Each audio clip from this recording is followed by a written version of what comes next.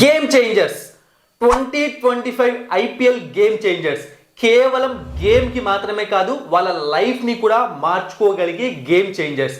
ఇప్పుడు ఇలాంటి ఒక 10 మంది గురించి ఇక్కడ నేను డిస్కస్ చేయబోతున్నాను. అంటే అన్ఎక్స్పెక్టెడ్గా స్టార్ట్స్ అయ్యే ఛాన్స్ ఉన్న ప్లేయర్స్ అనమాట. అంటే వీళ్ళు బాగా పర్ఫామ్ చేస్తే వీళ్ళ పేరు అన్నది సోషల్ మీడియాలో మారుమ్రోగిపోవడం వీళ్ళ కెరియర్కు ప్లస్ అవుతుంది. అది ఇంటర్నేషనల్ క్రికెట్ వైజా లేకుంటే ఐపీఎల్ వైజా అనేది మనకు తెలియదు. కానీ ఓవర్ నైట్ స్టార్ట్స్ అయ్యే ఛాన్స్ ఉన్న ప్లేయర్స్ ఉన్నారు 2025 ఐపీఎల్ టీంలో.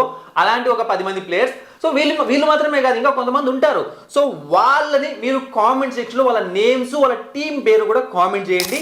సో ఇంకా మన కంటెంట్ చేయడానికి ఛాన్స్ వస్తే నేను అంటే ఎక్కువ మంది ప్లేయర్స్ వస్తే ఇంకో వీడియో చేయడానికి ట్రై చేస్తాను. సో ఇది అనమాట. సో ఇప్పుడు ఫస్ట్ మనం 10 మందితో స్టార్ట్ చేద్దాము. సిఎస్కే టీంతోనే స్టార్ట్ చేయబోతున్నాను. ఫస్ట్ నేను అన్షుల్ కంబోజ్ గురించి మాట్లాడబోతున్నాను. మీ అందరికీ తెలిసే ఉంటుందన్నమాట. Anshul Kamboj last year Mumbai Indians టీంలో ఉన్నాడు. సో అండర్-19 పర్ఫార్మెన్స్ కూడా బాగా ఉంది ఈ కుర్రాడిది.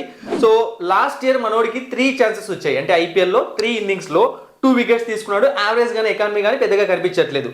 కానీ ఈ సంవత్సరం చెన్నై సూపర్ కింగ్స్ టీంలో అన్షుల్ కంబోజ్కి కనీసం లీస్ట్ 7 మ్యాచెస్ ఆడే ఛాన్స్ వస్తుంది. ఈ రోజు వీడియోలో చెప్తున్నా, కాల్సి చూసుకోండి మీరు. అంటే అది ఎలా వస్తుంది, డైరెక్ట్ ప్లేయింగ్ 11లో వస్తుందా లేకుంటే ఇంపాక్ట్ ప్లేయర్గా టీంలోకి వస్తాడా ఎలానా నాకు సంబంధం లేదు. ఖచ్చితంగా గేమ్స్ అయితే ఎక్కువ ఆడతాడు. అంటే టాలెంట్ ఉన్న ప్లేయర్. చెన్నై సూపర్ కింగ్స్ ఇలాంటి ప్లేయర్ని బ్యాక్ చేస్తుంది. వాళ్ళకు ఒక మంచి బౌలర్స్ అవసరం ఉంది. మన వీడియోస్ అన్ని మీరు ఫాలో అయ్యారంటే వాళ్ళ వీక్నెస్ గురించి వాళ్ళ స్ట్రెంత్ గురించి అన్ని డిస్కస్ చేసాము. సో కాబట్టి అన్షుల్ కంబోజ్ని చెన్నై సూపర్ కింగ్స్ యూజ్ చేసుకుంటుంది. సో ఇతనికి గేమ్ చేంజర్ అయ్యే అవకాశం ఉందన్నమాట చెన్నై సూపర్ కింగ్స్ టీంలో. ఇక నెక్స్ట్ సమీర్ రిజ్వీ. ప్రెసెంట్ ఢిల్లీ క్యాపిటల్స్లో ఉన్నాడు. ఇంతకుముందు చెన్నై సూపర్ కింగ్స్ టీంలో ఉండేవాడు. సో చెన్నైలో ఉన్నప్పుడు ఛాన్సులు రాలేదా? వచ్చాయి. 5 ఇన్నింగ్స్లో వచ్చాయి. సో 51 రన్స్ చేశాడు. యావరేజ్ 12.8 ఉంది. స్ట్రైక్ రేట్ 118 ఉంది. But this is not Sameer Rizvi. Sameer Rizvi stats మామూలు డొమెస్టిక్ వైజ్గా చూసాము అంటే మీరు అదిరిపోతారు. ఎందుకంటే strike rate minimum 150 to 170 maintain చేసే ప్లేయర్. అంటే చెన్నై సూపర్ కింగ్స్లో తనకు వచ్చిన 5 ఛాన్సులు అవ్వచ్చు, బట్ అవి కంటిన్యూస్గా రాలేదు. కొన్నిసార్లు వచ్చిన టైమింగ్ సెట్ అవ్వలేదు. సో ఇలాంటి కొన్ని ఇష్యూస్ వచ్చాయి. బట్ ఢిల్లీ క్యాపిటల్స్లో మనోడు డైరెక్ట్ ప్లేయింగ్ 11లో ఉండే అవకాశం ఉంది, లేదా ఇంపాక్ట్ ప్లేయర్గా ప్రతి మ్యాచ్లో వచ్చే అవకాశం ఉంది. అంటే ఆల్మోస్ట్ 10 మ్యాచెస్ చాలా సింపుల్గా ఆడేస్తాడు అనమాట, ఇలా చిటికేసుకుంటూ. కాబట్టి ఈసారి తన టాలెంట్ని ప్రూవ్ చేసుకుంటే మాత్రం చాలా పెద్ద స్టార్ అవుతాడు. పించ్ హిట్టర్ అంటారు కదా, అలా ఒక పించ్ హిట్టర్ అయ్యే ఛాన్స్ ఉంది సమీర్ రిజ్వీకి. అండ్ అది మాత్రమే కాదు, మనోడు బౌలింగ్ కూడా వేయగలుగుతాడు, స్పిన్ బౌలింగ్. సో ఇవన్నీ కరెక్ట్గా యూజ్ చేసుకుంటే తన టాలెంట్ని అతను ఇంకొక మన టీమిండియాకి ఒక గ్లెన్ మ్యాక్స్వెల్ లాగా కూడా తయారవ్వచ్చు అనమాట. సో ఇలా సమీర్ రిజ్వీ ఢిల్లీ క్యాపిటల్స్ చాలా గేమ్ చేంజర్ కాబోతున్నాడు అనమాట. ఇక నెక్స్ట్ చూసాము అంటే ప్రసిద్ధ్ కృష్ణ. సో మనం సపరేట్గా ప్రసిద్ధ్ కృష్ణ గురించి మాట్లాడాల్సిన అవసరం లేదు. ఆల్రెడీ తను స్టార్ ప్లేయరే. అంటే తన హెల్త్ ఇష్యూస్ కారణంగా తను కంటిన్యూస్గా ఆడలేకపోతున్నాడు. కానీ ఆడిన ప్రతిసారి టీమిండియాకు గాను తన ఆడే ఐపీఎల్ టీమ్స్కి కానీ బ్రేక్అవుట్ అనేది ఇస్తున్నాడు. సో ఈసారి గుజరాత్ టైటన్స్లో ఉన్నాడు. ఒకసారి ప్రసిద్ధ్ కృష్ణ స్టాట్స్ చూసాము అంటే innings 51, 49 wickets, average 34.7, economy 8.91. So నేనేమంటాను అంటే తన దగ్గర ఉన్న టాలెంట్కి, తన దగ్గర ఉన్న హైట్కి, తన దగ్గర ఉన్న పేస్కి ఈ స్టాట్స్ సరిపోవని చెప్తున్నాను అనమాట. ఖచ్చితంగా గుజరాత్ టైటన్స్ టీంలోకి వెళ్ళిన ప్రతి బౌలర్ ఇంప్రూవ్ అయ్యాడు. అంటే అక్కడ నెహ్రా వాళ్ళని అంత బాగా ట్రైన్ చేస్తున్నాడు అనమాట. కాబట్టి ఆల్రెడీ తనలో స్వతహాగా టాలెంట్ ఉంది, స్వతహాగా హీ కెన్ క్రియేట్ మెరాకిల్స్. కాబట్టి ఇలాంటి ప్లేయర్స్ మళ్ళీ ఒక మంచి కోచ్ దగ్గరికి వెళ్ళినప్పుడు వాళ్ళు ఇంకా ఇంప్రూవ్ అవుతారనమాట. సో నెక్స్ట్ రాబోయే ఫ్యూచర్లో టీమిండియాకి అంటే తన ఫిట్నెస్ లెవెల్స్ అనేవి తను కాపాడుకోవాలి. బట్ ఐపీఎల్లో మాత్రం మీరు ఈసారి కొత్త ప్రసిద్ధ్ కృష్ణని చూస్తారు. గేమ్ చేంజర్ ప్రసిద్ధ్ కృష్ణని ఖచ్చితంగా చూసి తీరుతారు. అన్ఎక్స్పెక్టెడ్గా తన స్థాయి అన్నది గ్రాఫ్ ఇలా పెరుగుకుంటూ వెళ్ళడం మీ కళ్ళతో మీరు చూస్తారు. ఇది జరిగి తీరుతుంది. ఇక నెక్స్ట్ చూసాము అంటే M Siddharth, Lucknow Super Giants. Last year కూడా అదే టీంలోనే ఉన్నాడు. బట్ ఆడింది మాత్రం 3 ఇన్నింగ్స్ మాత్రమే. సో 1 వికెట్ తీసుకున్నాడు. యావరేజ్ కానీ ఎకానమీ కానీ తన చేతుల్లో పెద్దగా కనిపించట్లేదు అనమాట. అంటే మనోడు ఫస్ట్ ఓవరే ఇచ్చాడు కేఎల్ రాహుల్ కొన్ని మ్యాచెస్. సో ఎం సిద్ధార్థ్ ఈ ఇయర్ మాత్రం ఎక్కువ మ్యాచ్లు ఆడే అవకాశం ఉంది లక్నో సూపర్ జైంట్స్. ఎందుకంటే వాళ్ళకు స్పిన్నర్స్ అవసరం ఉంది కాబట్టి. ఇంతకుముందు వాళ్ళ టీంలో స్పిన్నర్స్ ఉన్నారు కాబట్టి సో మనోడు అవసరాన్ని పెద్దగా యూజ్ చేసుకోలేదన్నమాట, ఉన్నారు కదా వేరే వాళ్ళని చెప్పి. ఈ ఇయర్ చాలా ఇంపార్టెంట్ కీలకం కాబోతున్నాడు టీంలో. సో ఎలా పర్ఫామ్ చేస్తాడు, టీమిండియాలోకి వస్తాడో లేదో తెలియదు. కానీ లక్నో సూపర్ జైంట్స్లో మాత్రం ఒక ఇంపార్టెంట్ ప్లేయర్ అయ్యే అవకాశం ఉంది. నెక్స్ట్ ఇయర్కి మళ్ళీ రిటైన్ చేసుకున్నా కూడా ఆశ్చర్యపోనవసరం లేదు. అలాంటి ఒక ప్లేయర్ ఎం సిద్ధార్థ్. ఇక నెక్స్ట్ చూసాము అంటే మనం అల్లా గజన్ఫర్. సో ముంబై ఇండియన్స్ అనమాట.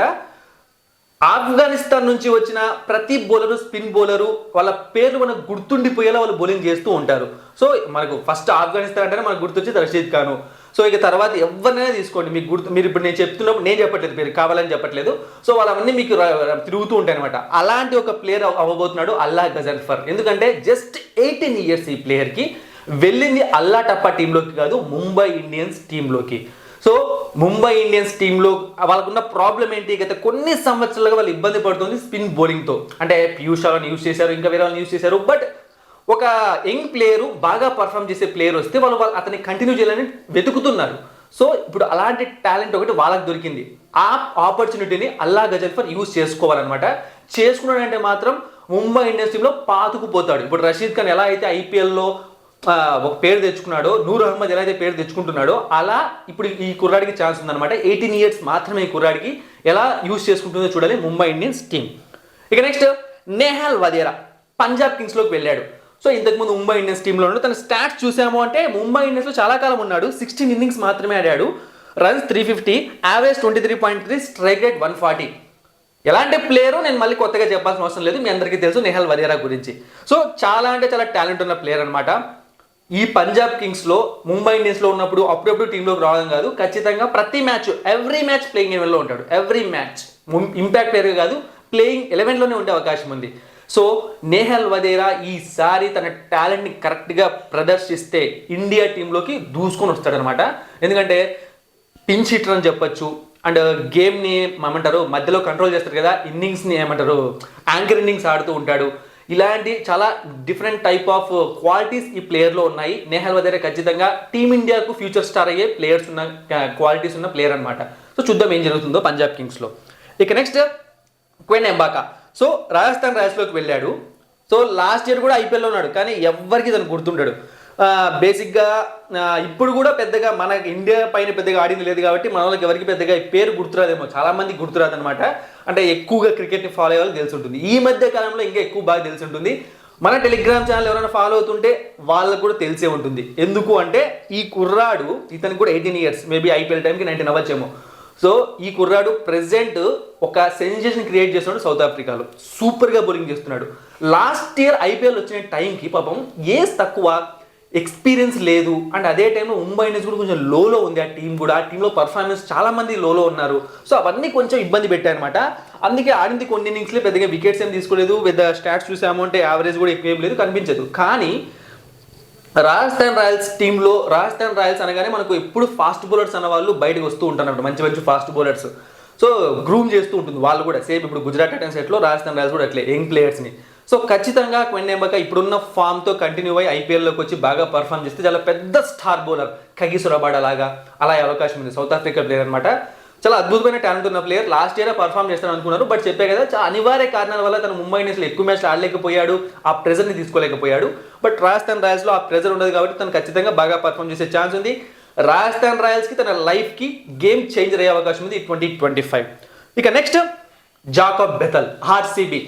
సో ఆర్సీబీ టీంలోకి ఎవరైనా ఒక మంచి ప్లేయర్ వచ్చాడు అంటే ఇక ఇంట్రడక్షన్ అవసరం లేకుండా ఆ పబ్లిసిటీ అనేది వచ్చేస్తుంది, ఆ ఫ్యాన్స్ అనేది వచ్చేస్తారు. ఎందుకంటే ఇప్పుడు జాకబ్ బెథల్ ఎక్కడ ఆడుతున్నా సరే ఆర్సీబీ ఫ్యాన్స్ విరగబడి చూస్తున్నారు, సైన్లు పెట్టుకుంటున్నారు, ఆటోగ్రాఫ్లు తీసుకుంటున్నారు. అంటే ఇంకా టీంలోకి ఎంటర్ అయ్యాడు అంతే.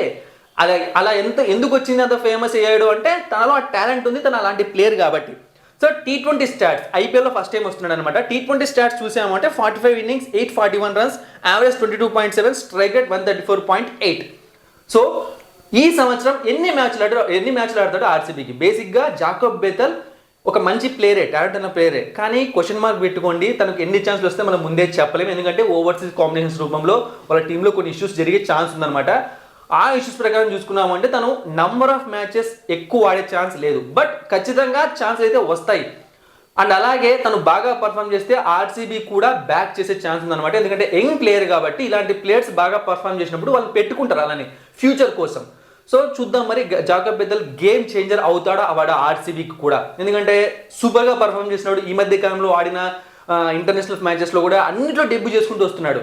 సెప్టెంబర్లో స్టార్ట్ చేశాడు, ఇయర్ ఎండ్ లోపు ఆల్మోస్ట్ అన్ని ఫార్మాట్స్లో కూడా డెబ్యూ చేసేసాడు. అలాంటి ప్లేయర్ జాకబ్ బెథల్. ఇక next Nitish Kumar Reddy. So known face, already star అయిపోయాడు కదా లాస్ట్ ఇయర్, మళ్ళీ ఇంకొక స్టార్ అవ్వడం ఏముంది. So last year IPL star అయ్యాడు, ఇండియాలోకి వచ్చాడు, కొన్ని మ్యాచ్లు ఆడి అందరికీ బాగా తెలిసేలా ఆడాడు అనమాట. సో ఐపీఎల్ స్టాట్స్ చూసామంటే 11 innings 303 runs, యావరేజ్ 33.7, బౌలింగ్లో వికెట్స్ తీసుకుంటూ స్ట్రైక్ రేటు బాగుంది. సో ఇక్కడ నేను ఎందుకు అన్ఎక్స్పెక్టెడ్ స్టార్లోకి ఈ లిస్ట్లోకి నితీష్ కుమార్ రెడ్డిని చేర్చాను అంటే, నెక్స్ట్ హార్దిక్ పాండ్యా టీమిండియాకు అవుతాడా కాదన్నది ఈ ఐపీఎల్తో అందరికీ తెలిసిపోతుంది. ఎందుకంటే ఒక సీజన్ పర్ఫామ్ చేయడం వేరు, కంటిన్యూస్ సీజన్స్ పర్ఫామ్ చేయడం వేరు.